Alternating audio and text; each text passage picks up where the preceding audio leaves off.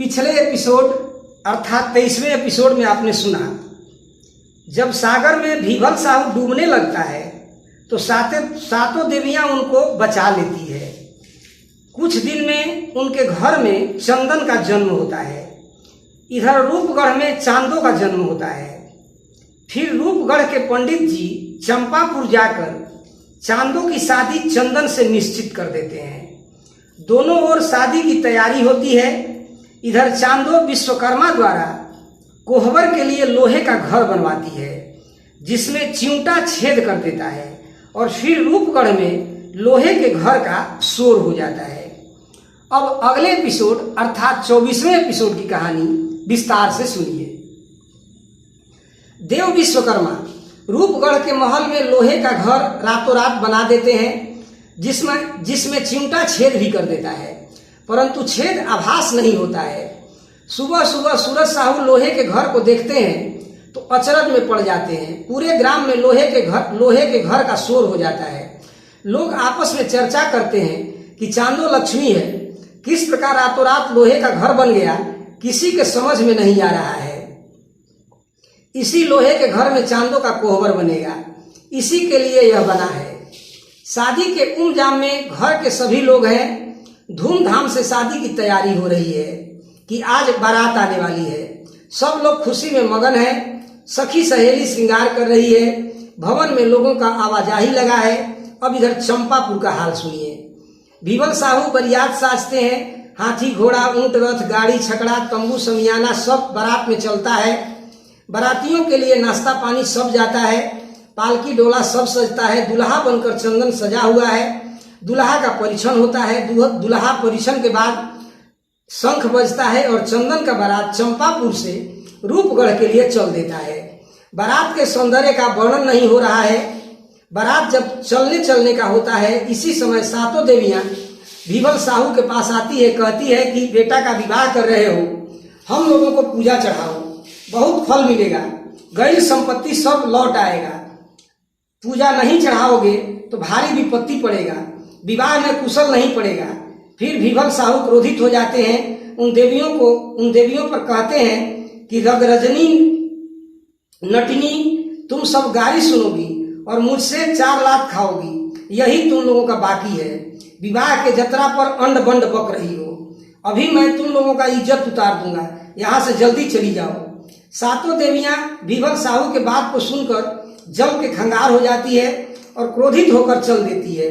कहती है कि पूजा चढ़वाना तो एक बहाना था, हम लोगों को बदला चुकाने से मतलब है। दुनिया की तो यही रिवाज है। अपना मतलब खोजने के लिए, अपना मतलब साधने के लिए लोग दुश्मन को भी दोस्त बना लेते हैं। हम लोग मिलजुल करके सहज में बदला लेना चाहते थे। यदि मेल नहीं किए तो बदला लेना थोड़ा कठिन होगा। कर्म के लिखा कौन मिटा सकता है। जो वहां लिखा गया है वह तो भुगतान होकर रहेगा। सातों देवियां वहां से चल देती है और किस किस प्रकार का खुराफात बारात में शादी में करती है, यह सब आपको आगे मिलने वाला है। चंदन मौर पहनकर रथ पर बैठता है। बारात रूपगढ़ के लिए चल देता है। माता अक्षत छींटती है, तब तक माता को छींक आ जाता है। बारात चल दिया, छींक पर कोई ध्यान नहीं देता है। पूरा बारात आगे बढ़ रहा है। तब इधर सातों देवियां नाग नागिन को पुकार करती है और नागों का समूह जुटाती है और पूरे सर्पों के गिरोह के साथ सातों देवियां बारात के पीछे पीछे रूपगढ़ के लिए चल देती है। इधर बारात दिन भर चलते चलते सांझ को रूपगढ़ में पहुंचता है। तंबू सामियाना लगता है। सारे बाराती सामियाना में ठहरते हैं।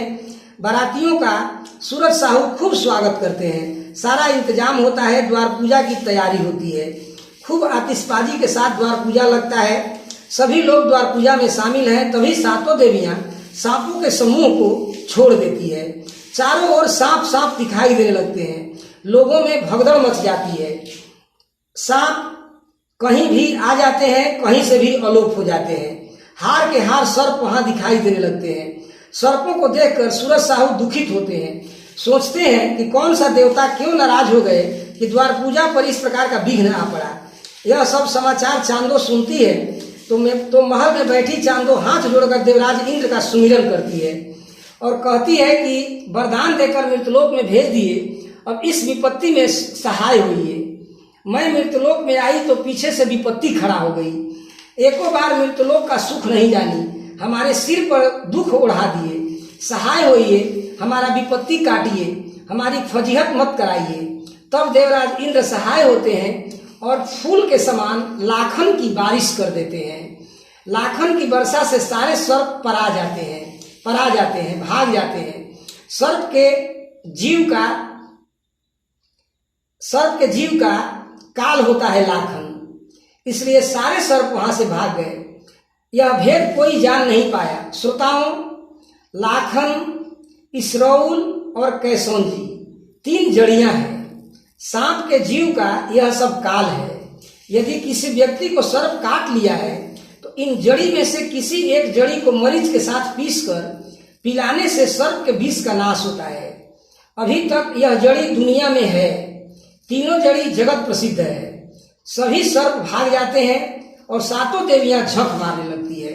कहती है कि यह उपाय तो बेकार हो गया। चांदो सती बहुत गुणी है, उसने इस उपाय को बेकार कर दिया। तब आगे गुरहथी अर्थात बरनेत की तैयारी होने लगी। बहुत विधि से गुरहथी हुआ और विवाह का समय आ गया। तब पहले चंदन दुल्हा को महल के आंगन के मंडप में बुलाया गया। चंदन दुल्हा मंडप में आए। चारों ओर से सखी सहेलियां चंदन को घेर लेती है, तरह तरह का मजाक करती है, गीत गारी गाती है और चंदन को सब लोग मिलकर चुमावन करती है। तब अंत में चांदो की माँ अपने लोगों के साथ चुमावन करने आती है। दूल्हे की सुंदरता को देखकर सब लोग कहती हैं कि खूब सुंदर दामाद मिला है। विधाता ने चांदो और चंदन की जोड़ी रच रच कर बनाया है। सब लोग मिलकर चंदन का चुमावन करती है। तब मंडप में पंडित जी आते हैं। नाऊ और नाऊ पहले से ही मंडप में रहते हैं। तब दूल्हा चंदन चौका पर बैठते हैं। विवाह शुरू हो जाता है। पंडित जी लोग वेद बांचने लगते हैं। सूरज साहू और बरतुई साहुनी वेद विधि से कन्यादान करते हैं। फिर चंदन चांदो को सिंदूर दान करते हैं, अर्थात विवाह संपन्न हो जाता है। सखियां गीत गाती है। साहुनी बेटी दामाद का चुमावन करती है। साहुनी बेटी और दामाद को उल्लास के साथ कोहबर के निवास में ले जाती है। कोहबर के द्वार पर सखियां द्वार छेक देती है और द्वार छेकाई मांगने लगती है। तो चंदन सभी सखियों को नेक देकर कोहबर के अंदर पहुंचता है। कोहबर में चंदन बैठा है। सखियां सब मजाक कर रही हैं। कुछ देर हंसी मजाक होता है। तब सभी सखियां उठकर अपने अपने घर चली जाती हैं। अब कोहबर में केवल वर कन्या रह जाते हैं। कोहबर में लाल पलंग लगा है, मखमली तोशक तकिया लगा है, इतर गुलाब छिड़का है। कोहबर में चंदन दुल्हा विराजे हैं। सारा रिवाज खत्म होता है। तब सभी बारातियों को भोजन कराया जाता है। तब सभी बाराती भोजन पानी करके सामियाना में पहुंचते हैं। सामियाना में नाच गान हो रहा है। सब लोग नाच गाने का तमाशे का आनंद ले रहे हैं। तब इधर अब कोहबर का हाल सुनिए। खा पीकर सब लोग निर्भेद सो जाते हैं। चांदो के साथ में चंदन भी लाली सेज पर निर्भेद सोया हुआ है, परंतु चांदो को नींद नहीं आ रही है। वह 7 देवियों के हाल को समझती है कि अब देवियां कुछ न कुछ खुराफात करेगी, इसलिए कुछ तैयारी करती है। कोहबर में चांदो सत्य का दीपक जलाती है। तब कोहबर में दिन के समान अंजोर हो जाता है। चारों ओर पहरा बिछाती है। ऊपर से गरुड़ वाहन को बैठाती है, नीचे नेउरों को बैठाती है। बीच द्वार पर कुकुर पहरुआ लगाती है और द्वार पर खोखना बिलार बैठाती है। भारी विकट पहरा लगाकर चांदो बजर किवाड़ बंद कर देती है। सैया के सेज पर जाकर चांदो सैया के सिरहाने बैठ जाती है और अपने स्वामी की पहरा देने लगती है। तब इधर 7 देवियां चांदो का पहरा देखकर घबरा जाती है और ब्रह्मा के पास पहुंचती है और कहती है कि देव, आज बजर का रात बना दीजिए। आज का रात जल्दी न बीत पाए ताकि सब लोग अलसा जाए और साथ में नींद मांगती है। तब ऐसा ही हो जाता है और कुछ रात बीतने पर सारे पहरू अलसा जाते हैं और सो जाते हैं। मृतक समान सब पहरू पटा जाते हैं और चांदो भी अंत में सेज का पाटी पकड़कर ही सो जाती है।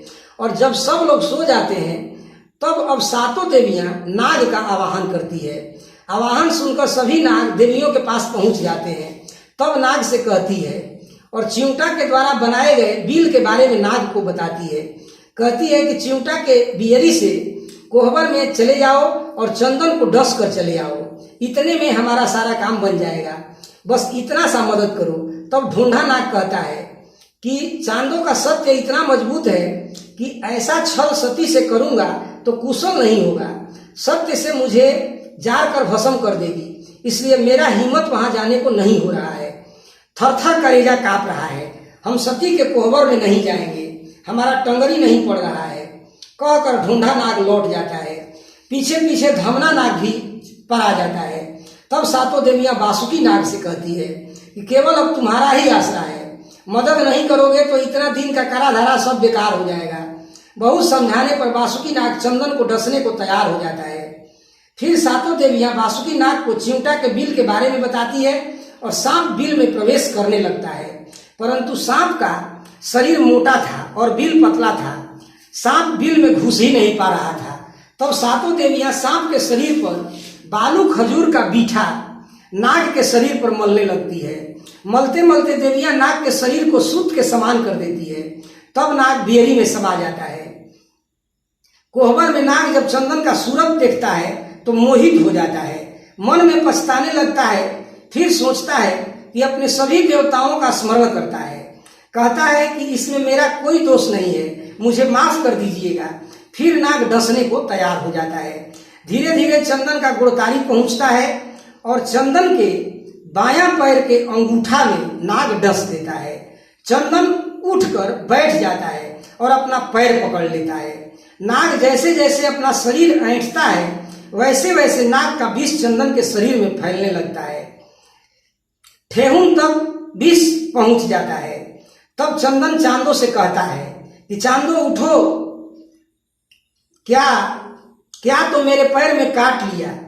चंदन चांदो को कितना भी जगा रहा है परंतु चांदो नहीं जगती है और विष उदर तक पहुंच जाता है। विष से चंदन का शरीर लहराने लगता है। चांदो को जगाता है, कहता है कि किस काल की नींद में सोई हो, देखो हमको काला नाग ने डस लिया है, जल्दी से कुछ औषधि पिलाओ। तब चंदन विष से मात गया और चांदो के शरीर पर गिर गया। तब चांदो की नींद टूट गई, चौंक के उठती है, स्वामी का हाल देखकर चकित रह जाती है। इतने में चंदन का प्राण छूट जाता है। हाय स्वामी कहकर चांदो छाती पीटने लगती है और रोने लगती है। मन में सोचती है कि कौन सा जंतु स्वामी को डस लिया। मन में पछताते पछताते चांदो सिरहाने खोजती है, गुड़तारी खोजती है, अगल बगल खोजती है, परंतु कोई चीज उसको दिखाई नहीं देता है। तब तक मौर पर निगाह जाता है तो देखती है कि मौर में तो सर्प बैठा है। देखकर छाती पीटने लगती है, हाथ में स्वामी का जूता उठा लेती है और सांप को मारने के लिए तैयार हो जाती है। नाग से कहती है कि यही दुश्मन मुझको राण किया है। नाग चांडाल, तुम मुझको डस लेता, स्वामी को क्यों डस लिया, जिसको डसने से मेरा संसार अंधेरा हो गया, तुमने मेरा सारा सुख छीन लिया। मैं तुमको मार दूंगी और नागिन को विधवा बना दूंगी, मैं तुमसे बदला चुकाऊंगी। तब नाग चांदो से कहता है कि मुझको मारकर स्वामी का प्राण नहीं बचा सकती, सत्य वचन मेरा समझो, यदि मेरा जतन करोगी तो स्वामी को फिर से बहुरा सकती हो, इसलिए मुझे मत मारो। तब चांदो सांप को नहीं मारती है और तड़प तड़प कर कोहबर में रोने लगती है। कहती है कि मेरे कर्म में आग लगाकर स्वामी सुरलोक चले गए, कोहबर में मुझे छछना छछना कर आप सुरलोक चले गए। जब बरती साहुनी बेटी की रुदन पुकार सुनती है तो दौड़ी दौड़ी लोहा घर पहुंचती है, लात से मारकर किवाड़ खोल देती है, कोहबर के भीतर जाती है तो चंदन का हाल देखकर छाती पीट पीट कर रोने लगती है। कहती है कि मंगल में यह मंगल कैसे हो गया। श्रोताओं, एक विशेष बात बता रहा हूं, चांदो यदि चाहती तो चंदन को जिला लेती, परंतु उसको अपने सत्य का पताका संसार में फहराना था। सत्य और धर्म का पालन करते हुए विजय कैसे पाया जा सकता है, यहाँ विशेष बातों को न देकर चांदो के पतिव्रत धर्म को दर्शाया जा रहा है और संसार के लिए सर्प कांटे की 2 दवा यहाँ आप सभी लोगों को बता देना है कि हमारा यश तथा संसार का उपकार होता रहेगा। पहली दवा, केले के पेड़ के छिलके का रस 2-2 तोला, 10 या 12 काली मिर्च गूंथ कर उसके साथ सर्प काटे रोगी को पिलाने से अवश्य एवं आश्चर्यजनक लाभ होता है।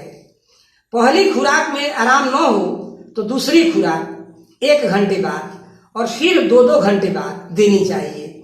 उस कटे हुए छिलके को बारीक कूट पीसकर सर्प काटे स्थान पर थोड़ा सा घाव करके बांध देना चाहिए।